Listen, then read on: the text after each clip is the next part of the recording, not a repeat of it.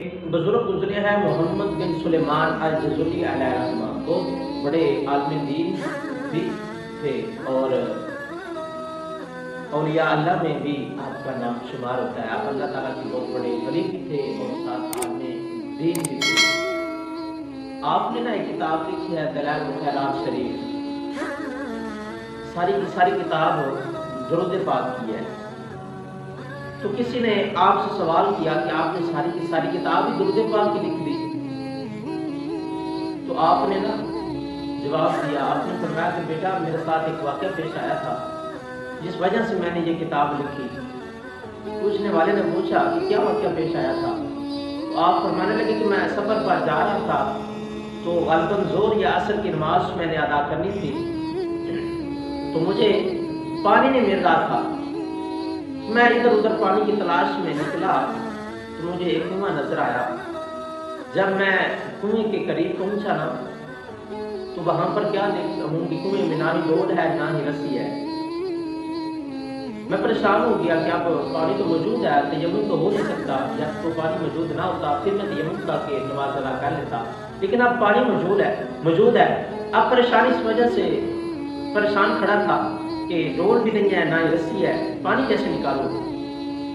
تو وہ ساتھ ہی کنویں کے بالکل قریب ایک مکان تھا، کچا مکان تھا۔ اس مکان کی چھت پر ایک 7 یا تقریباً 8 سال کی بچی کھیل رہی تھی۔ بچی نے مجھ سے پوچھا کہ چچا آپ پریشان کیوں ہیں؟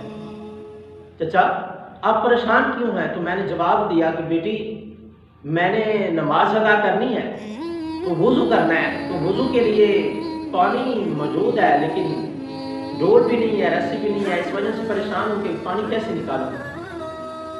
تو بچی نے پوچھا کہ آپ کا نام کیا ہے؟ تو آپ نے جواب دیا کہ میرا نام محمد بن سلیمان الجزری ہے۔ تو بچی کہنے لگی چچا آپ کی ولایت کے ڈنکے تو بستیوں میں بج رہے ہیں، لیکن حال آپ کا یہ ہے کہ آپ سے کنویں سے پانی نہیں نکل رہا۔ آپ نے فرمایا کہ بیٹے تم میری بات کو سمجھ نہیں رہی کہ ڈول بھی نہیں ہے، رسی بھی نہیں ہے، میں کنویں سے پانی کیسے نکالوں؟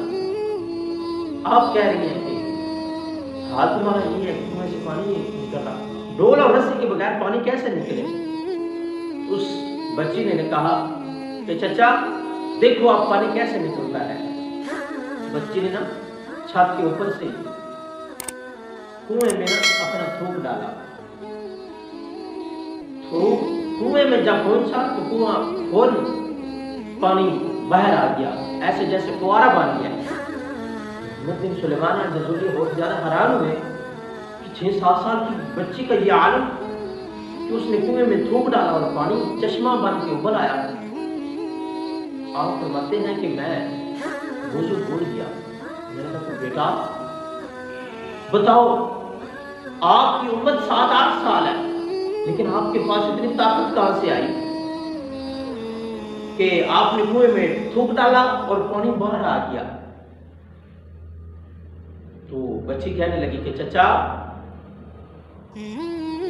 کہ میں تم دیکھ رہے ہو کہ میری عمر تھوڑی ہے، کام بہت بڑا ہے، دیکھنے میں تو میں چھوٹی لگتی ہوں لیکن میرا کام دیکھو کتنا بڑا ہے۔ کہنے لگی کہ آپ نے پوچھا کہ بتاؤ پہلے تم نے کیسے نکالا؟ بچی کہنے لگی کہ چچا دیکھو میں صبح سے لے کر شام تک، شام سے لے کر صبح تک، شام سے لے کر صبح تک ہر وقت غروب حضور تاجر انبیاء حضرت محمد مصطفیٰ صلی اللہ علیہ وسلم کی ذات پر درود پاک پڑھتی رہتی ہوں، جس وجہ سے میرے پاس یہ طاقت آئی۔ میں نے درود پاک پڑھا، درود پاک کا ورد کرتی ہوں، وظیفہ کرتی ہوں، اس درود پاک کی برکت سے رب تعالیٰ نے میری زبان میں یہ تاثیر رکھ دی ہے۔ آج میں نے کنویں میں اپنا تھوک ڈالا، پانی چشمہ بن کے اوپر آیا۔ تو آپ فرماتے ہیں کہ بچی کہنے لگی کہ چچا اب کر لے وضو۔ کہنے لگی کہ میں وضو کرنے لگا، جب وضو شروع کیا بچی کہنے لگی چچا آپ جانتے ہیں وہ کون ہے نبی جس کی ذات پر میں درود پاک پڑھتی ہوں، جس کی ذات پر میں درود پاک بھیجتی ہوں کثرت سے، آپ جانتے ہیں اس نبی کو؟ تو آپ فرمانے لگے کہ بیٹا جانتا تو میں ہوں لیکن لگتا ہے پہچان کی تو مجھ سے زیادہ ہے۔ بچی کہنے لگی کہ چچا میں اس نبی کی ذات پر درود پاک بھیجتی ہوں جو اگر جنگل میں نکل جائے تو جنگل کے وحشی درندے اپنی جھاڑیاں چھوڑ کر اس کے دامن رحمت میں پناہ لے لیتے ہیں۔ اب کر لے وضو۔ آپ فرماتے ہیں میں نے وضو کیا، نماز ادا کری، نماز ادا کی اور وہاں پر ہی کھڑے ہو کر میں نے یہ تہیہ کیا کہ میں ایسی کتاب لکھوں گا جو ساری کی ساری درود پاک کی ہوگی۔ تو آپ نے اس وجہ سے یہ کتاب لکھی۔